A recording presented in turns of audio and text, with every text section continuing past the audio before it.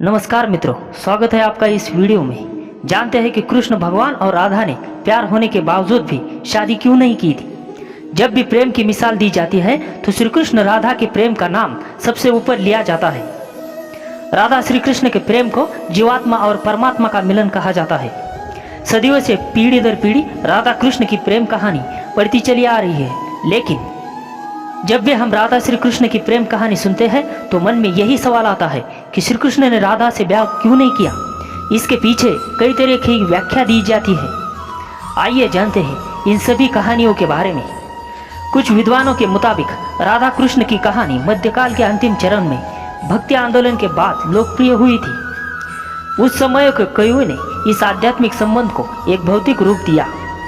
प्राचीन समय में रुक्मिणी, सत्यभामा समेत श्री कृष्ण मसरा प्रचलित थी, जिसमें राधा का कोई जिक्र नहीं मिलता है। देव की पुत्र श्री कृष्ण कुछ समय तक गोकुल में रहे, उसके बाद वृंदावन में चले गए थे। श्री कृष्ण राधा से 10 साल की उम्र में मिले थे। उसके बाद वो वृंदावन कभी लौटे ही नहीं। इसके अलावा कहीं ये जिक्र भी नहीं मिलता कि राधा ने कभी द्वारका की यात्रा की हो। दक्षिण भारत के प्राचीन ग्रंथों में राधा का कोई उल्लेख नहीं मिलता है। क्या राधा ने श्री कृष्ण से विवाह करने से किया था इनकार?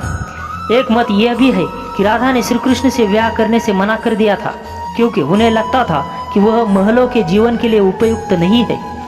राधा एक ग्वाला, जबकि लोग श्री कृष्ण को किसी राजकुमारी से ब्याह करते हुए देखना चाहते थे।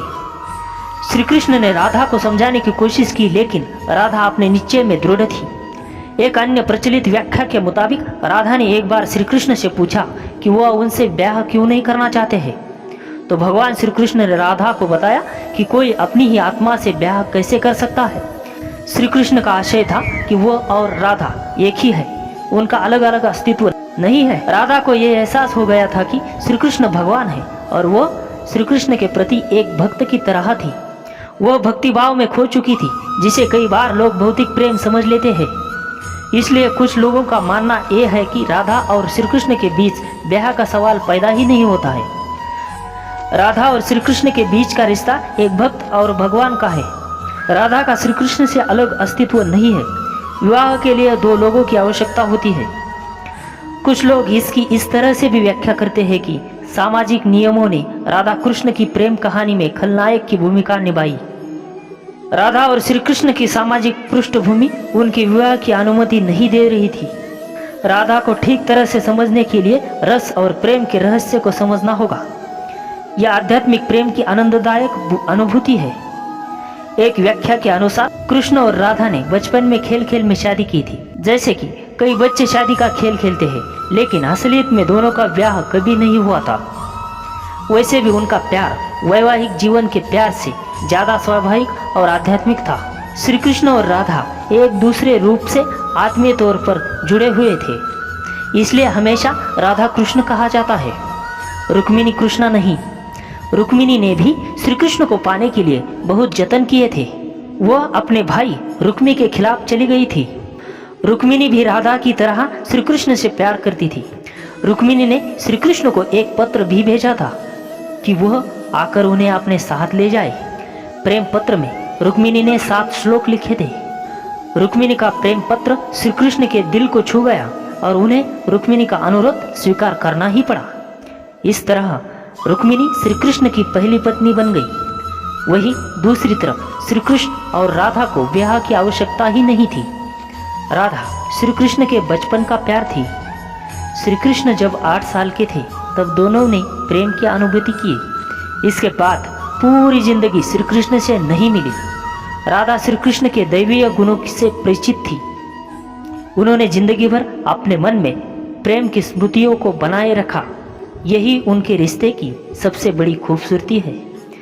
ब्रह्म वैवर्त पुराण के अनुसार पृथ्वी पर आने से पहले राधा की एक बार कृष्ण सेविका श्रीदामा से बहस हो गई थी।